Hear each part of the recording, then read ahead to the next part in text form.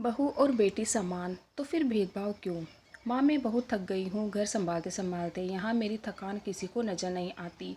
कुछ दिन आराम करना चाहती हूँ। सोच रही हूँ कुछ दिनों के लिए अपने मायके आ जाऊँ। आते हुए अपने बच्चों को भी साथ ले आऊँगी। वे वहीं से स्कूल चले जाएंगे। आखिर एक ही शहर में ससुराल और मायका होने का कुछ तो फ़ायदा मिले। नम्रता ने फ़ोन पर अपनी माँ से कहा। पार्वती जी ने दूसरी तरफ से कहा, हाँ बेटा, जब तेरी इच्छा हो आ जाना, आखिर ये तेरा भी तो घर है। ठीक है माँ, तो मैं कल ही आ जाऊँगी। नम्रता खुश होकर बोली। हाँ बेटा, कल आ जाओ, मैं तुम्हारा इंतज़ार करूँगी। अभी मैं फ़ोन रखती हूँ, मुझे मंदिर जाना है। पार्वती जी ने फ़ोन रख दिया और सीधे किचन में आ गई। किचन में खाना बना रही बहू से बोली, अरे अनुपमा सुनो, कल तुम्हारी ननद आ रही है।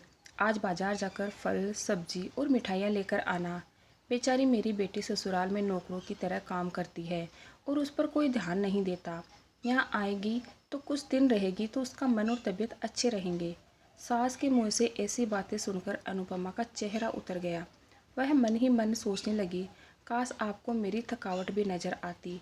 मैं भी दिन रात झाड़ू पोछा बर्तन खाना बनाना मार्केट जाना और वह हर काम करती हूँ जिससे हमारे परिवार वालों को दिक्कत ना हो।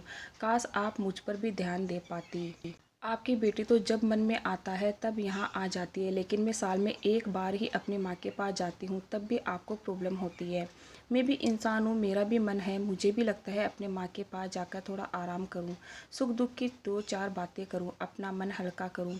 भगवान अब तुम ही कुछ करो ताकि मेरी सास की आँख खुले और उसे मेरी थकावट भी नज़र आए।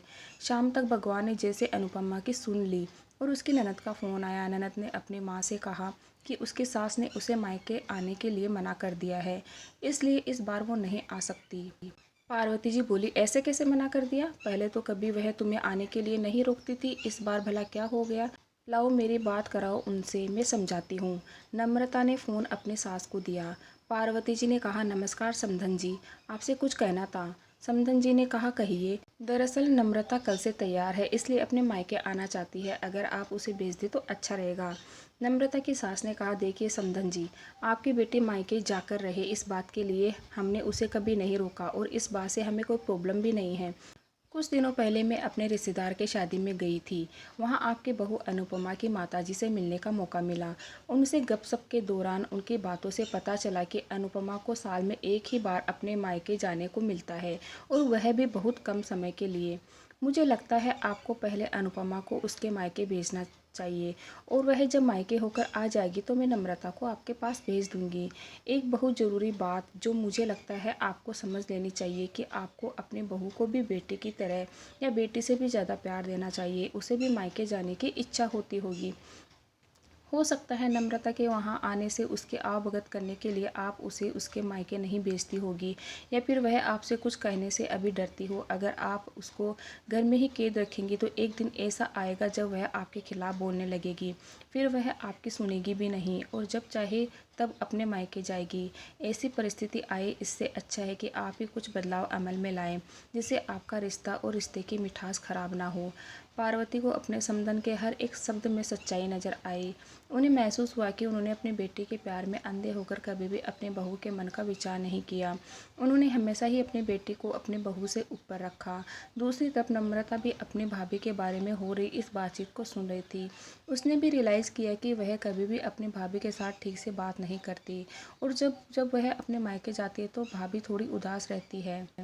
पार्वती जी ने अपनी बहू को बुलाया और उससे कहा कि अनुपमा, कुछ दिनों के लिए नम्रता नहीं आने वाली है, इसलिए पहले तुम अपने मायके होकर आओ। यह सुनते ही अनुपमा का चेहरा खिल गया, क्योंकि यह पहली बार था जब उसकी सास ने सामने से उसे अपने मायके जाने के लिए कहा था। अगले दिन अनुपमा अपने मायके गई और इस बार एक दो दिन नहीं, पूरे हफ्ते भर रहकर आई। अपने माँ बाप से अपने रिश्तेदारों से मिलकर आई। जब वह लौटकर आई तो उसका चेहरा खिला हुआ था, उसकी आंखें चमक रही थी। अनुपमा के आने के बाद नम्रता भी अपने मायके आई और इस बार वो खुद सामने से अपनी भाभी से खुशी खुशी मिली और अच्छे से बात की।